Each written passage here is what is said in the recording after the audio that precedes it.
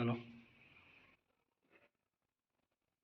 आज हम लोग यहाँ गांव नारायणपुर में नारायणा में भाई हमारे पवन कुमार जी के घर पर अपना दल पार्टी की ओर से सरदार वल्लभ भाई पटेल साहब का जन्मदिन मनाने के अवसर पर यहीं इकट्ठा हुए हैं। सरदार वल्लभ भाई पटेल साहब के लिए जितनी तारीफ करी जाए उतना कम है। हमारे देश के नौजवान साथी इनके बारे में भी नहीं जानते किस प्रकार से इनका नाम सरदार पटेल साहब रखा गया।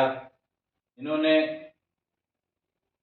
किसानों के हित के लिए आंदोलन चलाया था, जिसमें अंग्रेजों ने बहुत ज़्यादा टैक्स लगा दिया था। तो वहाँ टैक्स में एक रेजुलेशन पास हुआ था।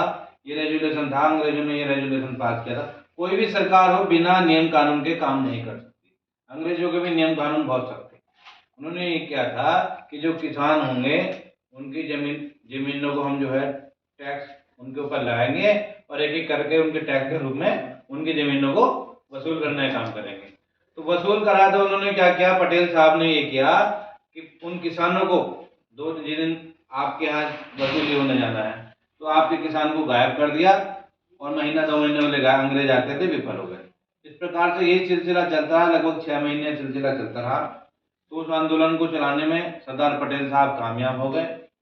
अंत में अंग्रेजी सरकार, अंग्रेजी हुकूमत ने यह तय किया कि जो हमारा टैक्स आ रहा है 22% टैक्स लगा दिया था, बाद में उन्होंने घटा करके 6% टैक्स किसानों के ऊपर कर दिया और उसी के आधार पर पटेल साहब की जीत हुई।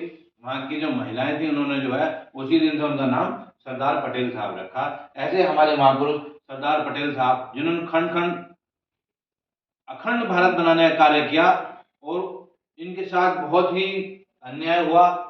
महात्मा गांधी जी ने नेहरू जी को सर्वप्रथम इस देश का प्रधानमंत्री बनाने का काम किया और आपको उप प्रधानमंत्री बनाने का काम किया, लेकिन फिर भी इनके साथ में जो बड़ी बड़ी रियासतें थी वो रियासतों को जोड़ने का काम, वो चाहते थे कि रियासत अलग अलग हो लेकिन पूरे भारत में मिलाने का काम वो सरदार पटेल साहब ने किया। तो ऐसे महापुरुष को, हमारे पूर्वजों को, हमें नई आने वाली पीढ़ियों को उनको ज्ञान देना चाहिए, उनको बताना चाहिए किस प्रकार से हम हमारे महापुरुष रहे सरदार वल्लभ भाई पटेल साहब।